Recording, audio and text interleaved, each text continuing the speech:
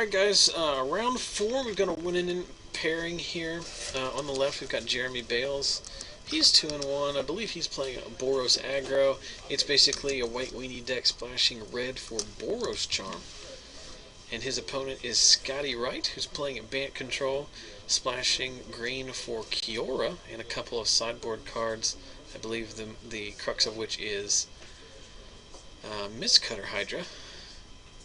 I'm joined in the booth by Jonathan Wright, who's on Esper Control tonight, who drew in with Alec Myers, who's on Red-Green Devotion. His deck is very weird. It's like a mono-red. It's like a big red deck, but it has green in it for It's got aggro Zitagos. cards and it's got mid-range cards. It's very, I don't know. So Jeremy leads off with a turn 1 Boros Elite, but does not follow it up with anything. It's now getting stonewalled by that Mutavault that Scotty played. Blind Obedience. Yeah, Blind Obedience in the main seems weird. It may be some kind of concession to the, like last week there were several mono red decks running around, and he likely has a horrible matchup against Dragons and Chandler's Phoenix. But, so Scotty's deck is playing the green splash, but still has room for Mutavault? Yeah, it's not that much of a splash. I mean, he's only splashing for 5 cards. 3 of which are on the board? Yeah. Right, so he's only playing... Is he playing 6 green sources? 3 breeding pools? Tell you. When I played it, I played 1 of each Scryland and then 2 of each Shock. So yeah, that was 6 green sources. I usually like a 3-to-1 split for. Dissolve taking out the Banisher Priest. I think Jeremy's got to be not too upset about that, though he's probably upset with the fact that he has to cast his Banisher Priest just as a 3-cost Hill Giant. Now if he was hoping to draw something, he's not going to draw it. Nope, so Azorius Charm puts the Boros Elite back on top. And this game, like we often see, is a game in which the control deck has already won, but we will need to wait subsequent 10 to 15 turns before they find a win condition. There's a Kiora. Does Kiora cost 5? She costs 5? You take her out of your cube now? No, she's still too good. Plus the art's pretty good too. Yeah. So we're going to... You can't really name anything because... I'm going to misplay. I think you should have named Planes. You got to name something. Blind Obedience doesn't actually do damage. It causes loss of life with the Extort. When Cure was spoiled, I thought it was great in this exact shell. Because what's better than a card that says one target thing can't do damage to you than a deck that also plays Verdicts? Right. You're sweeping everything away. Yeah. And an ultimate's pretty quick too. It's an ultimate on 5. So 3, 4, 5, 4-turn ultimate. Yeah. It's not too bad. It's the same as Elspeth, right? And plus there are turns where, I mean, there are games where you can cycle it, you know? I don't think that's inconsequential. Though, to be fair, I've never seen a Kiora minus... minus one. No. So Jeremy extorts the Boros Elite just to try and get some kind of business going here, but he's drawn 5 lands and not much business. Cure ultimates in 2 turns? Yep. Right? There's no way Jeremy can beat the Kiora ultimate, right? Tick Kiora up to 5, naming the Boros Elite. End of turn, we're going to Boros Charm, Scotty redirect to Kiora. I'll extort. Oh, extort, yeah. But a dissolve is going to take care of the actual spell, so Scotty will drop down to 17 off the extort from Blind Obedience, but Kiora's safe at ultimate range. Did Jeremy draw another Boros Charm? Of course, Scotty has Counter Magic open here.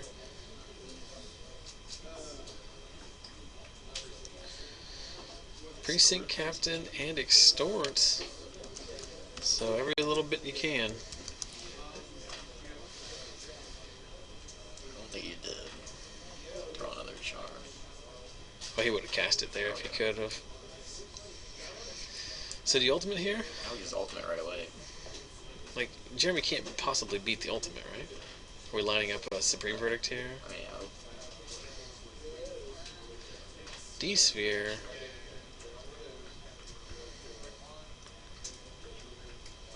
oh, thought he had the Boros charm. Yeah, I did too. And it was weird that Scotty would give him the opportunity to do it. I wouldn't. Unless he's going to tick it up. But I would tick it up regardless. Like, I would just activate it no matter what. Now it doesn't matter. Just ultimate Kiora and just win in 3 turns. There we go. Does he have an emblem? Yep. I have emblem too. I can run out there. If he gets a second emblem, I'll put it on there. They stack, don't they? I have no idea. You could get 2 emblems and make 18 power guys every turn. I have a question. You're in charge now. I am. If you restart a game with Karn, do emblems disappear? Yeah, they disappear. Okay. So there is a card that deals with them. Yeah, in an awkward way, which will only come with a commander. And actually, it's very rare to get an emblem in commander. Not a lot of planeswalkers are good in commander, actually. So there's a Kraken. Is that the actual Kraken? I don't know. Maybe. Looks like it. I need to get some of those too.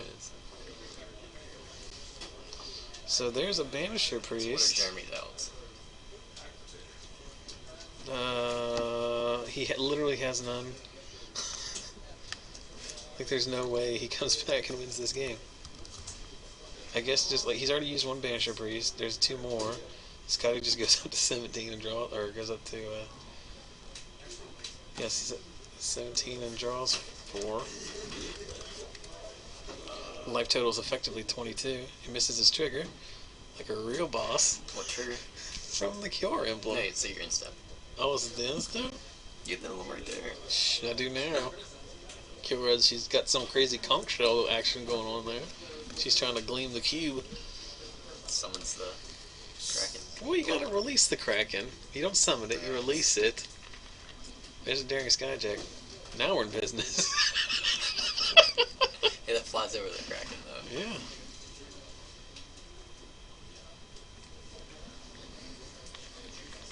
Temple of Mystery. Leave it on top. Can't be good for Jeremy. My goodness, we've been getting spammed by this nakedriley.com bot in the chat all night.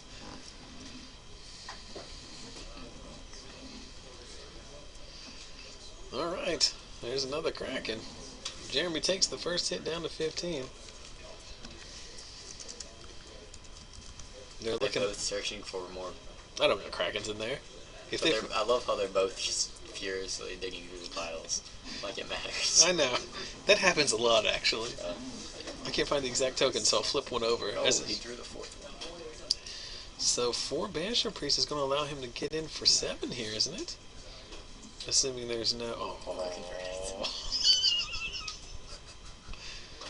Oh. You hear that? Yeah.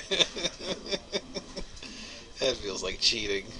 The game's already over. Scotty loses. Scotty is going to lose his philanthropy award. Sacrifice the Kraken for style points. He's voted most likely to be a dick.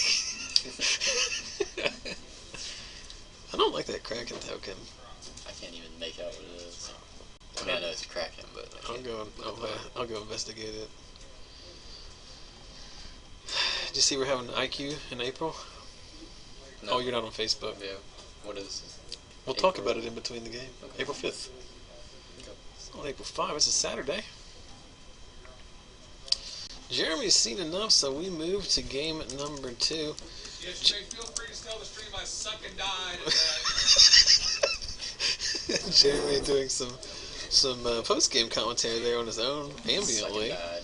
He did suck and die. He didn't draw any... His deck has very aggressive draws. Elite at the Skyjack into Banisher Priest. I don't know. He drew a lot of lands. But we talked about it a little bit there in between. Let's talk about it a little bit more in detail. If you've been looking for a good excuse to come down to the store and play some Magic with the people you see every week on our stream, then mark your calendars for Saturday, April 5th for a Star City Games Invitational Qualifier. 12 noon start time, so you have plenty of time to get here from upwards of 2 or 3 hours away. So if you live in Columbus, Pittsburgh, Roanoke, Lexington, Cincinnati, Morgantown, all of those places, you got plenty of time to get here. It's a $25 entry fee standard event, and the winner gets $250. More importantly, that blue envelope that gets you into any Star City Games Invitational in the next calendar year. There's also pack prizes, play mats, Open Series points, and top 8 pins to the top 8, and then additional prizes based on attendance. As I said earlier, I'm going to try very hard to get them to increase the prize pool if we get to Where's your backpack? 40 people. I'm going to try and get.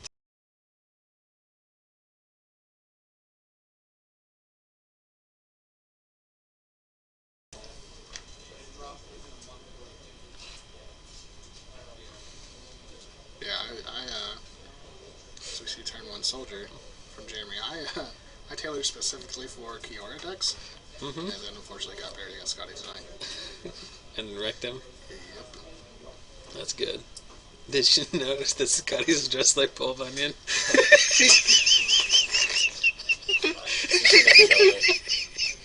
That's courtesy of Jonathan, right? We got it. I don't know why. Who are you to talk? I don't know. Flannel shirt? No, but He it's didn't not know. flannel. It's not flannel. It's not flannel. It's also not tucked in. It's checkered. Oh, is it stuck to him? Yeah. Does he ride a He's got big boots blue on. ox? We're gonna be playtesting watching these later tonight, and he's just gonna. I don't know Be the why star it's so of fun to poke fun at your brother. I don't really do that to anyone. Like, that's not like my personality type. But there's just something about your brother. I just love needling him so about that nice. stupid formal. I love making fun of him with the formal. I'm actually going to. About cry about it. I love to tell him to cry about it. This is like I my. think you were a bully in high school. No, I wasn't. That's the opposite of what I was. So now you're just Well, let's. reliving Yes, I'm making up it, for trying it. to.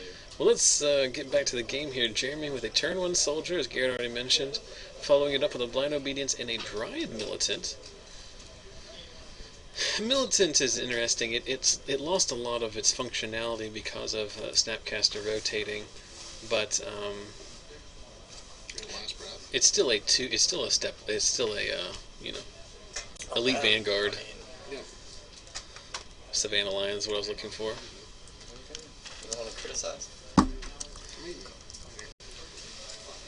we saw Glare of Heresy take down permanent of Jeremy's 2. Turn number 4. So he left him the blind obedience. So, He always does against control. I mean, Is it just for reach? I guess. I don't think it's good.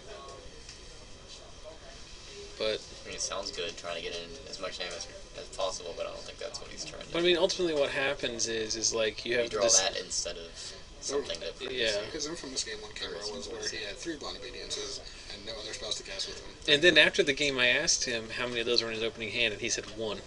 He said his first 2 draws of the game were blind obedience, blind obedience. I don't think this deck wants 3 of them anywhere in its 60 cards. Did you see? Well, Scotty not only left that scry on top, but he also patted it like a small dog. So he's very excited about that one. Let's see what he draws next turn. Let's see what. Even I, who normally chastise sophomore humor, could not He always pats his avoid stuff. giggling at the he pats I his wasn't stuff. meaning it as a joke. I'm just saying he always does it. I know you weren't meaning it, but that doesn't change Even my whenever he's reaction. eating his mashed potatoes, he always simply pats them. My wife made roast beef and mashed potatoes earlier in the week. It was very good. That's non sequitur. It'll come back. Our stream still. My guy is indestructible. Actually, just 1 second, because he can't target him. Target. He's not targeting with it. It's not targeting. It doesn't. It's not All targeting creatures are indestructible. You guys are good. Well, there was like this immense stack polygon. I wanted to get out there real quick. Yeah, the Boros charm. Wait. Creatures are So indestructible. why is Sweetable dying? Because he had a second follow up, Brave the Elements. So he gave it. But did he give it double strike? If he gave it double strike, that's a problem because he plus chase. So it would have attacked for 1. What's going to happen here is that I'm going to assume that they sorted it out because I have no idea what happened there. More importantly, Scotty plays an Archangel of Thune. I know, that's what I'm saying. Like, that's why it matters. So the middle, We'll get some clarification after this is doesn't over matter. because this is going to be over very quickly. Yeah, the game's over now. There's an Archangel. Archangel gets in there for 3. Scotty goes up to 17, and Archangel gets bigger.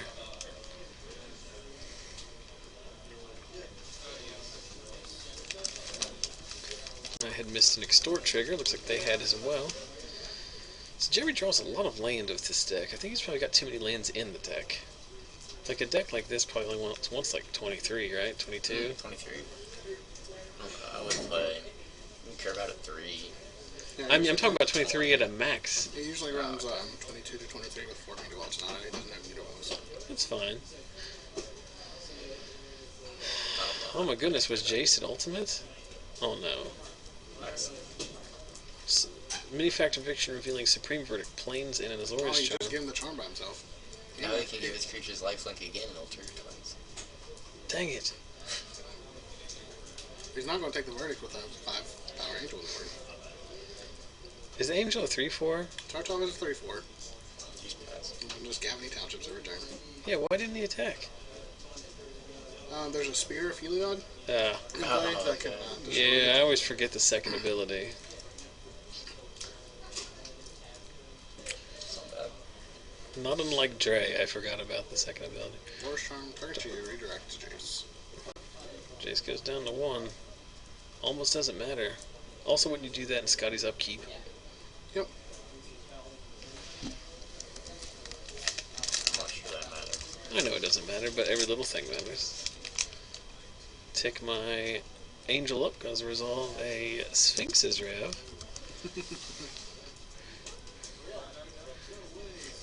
Earlier today on the Pro Tour coverage, they'd updated the leaderboard, but they hadn't moved their mouse. So like now, where my mouse is on top of the clock at the top, it was like that the entire time. Yes. It just made me laugh.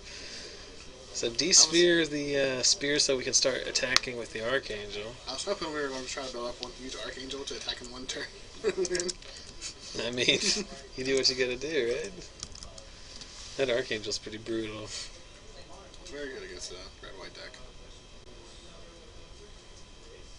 Like the red-white deck has Helix and Mortars to deal with it when the turn comes in, and then after that it's just white. Cura! Blind Obedience doesn't work. Why not? Doesn't matter. Blind Obedience says lose life. But luckily, Jeremy's cards in hand are useless. I don't know what they are. But they can't be. I guess the Baneslayer is the only thing that's relevant here. Revoke Resistance on D-Sphere. Go extort it, get your spear back. So we've extended the game out a little bit here. Because while Scotty is well ahead here, he can't actually attack now with the Angel. He can attack this turn because he doesn't have enough mana to... Yeah, he does, never mind. It's 2, right? It's Yeah. 3? It's 3. It is 3. 1 white, I didn't white. see the other one. We also have Cura, sort way out. Doesn't matter. He can glare up Heresy for the total blowout. It doesn't work like that. It's a quick and clear Heresy. Quick and glare up Heresy. X out his Merfolk Spirit Guide. And there's a Ratchet Bomb tapped. Yep. That Blind Obedience is hosing it. Oh, yeah. It does tick it down. Creatures and artifacts for some reason. It's going to take 4 turns to get rid of that Blind Obedience now. It goes to Artifacts Obedience. And all the while, Kiora is just ticking up to Kraken Factory levels. Kraken Factory? That's a good name for a band. Or just Kiora. Kiora. That's the name of our hit Kraken single. Factory was the nickname I gave my high school girlfriend. Oh, yikes.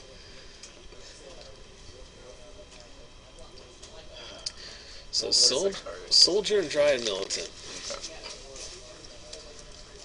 Angel serving in because we don't have enough mana to spear, which seems like a mistake. Jeremy is like he's trying to cast spells and extort them, but the spears, all the spears are gone. under his spear. Well, I'm pretty good at this. I haven't made nearly as many mistakes as the Pro Tour commentators have, so I'm feeling pretty good about that. There was like an entire 3-minute span where Rashad Miller just kept saying he's going to spell a cast here. Spell a cast. Yeah, he said it multiple times. Like how many spells can he cast with the Storm deck? Or cast can he spell with the Storm deck? What, just accident or...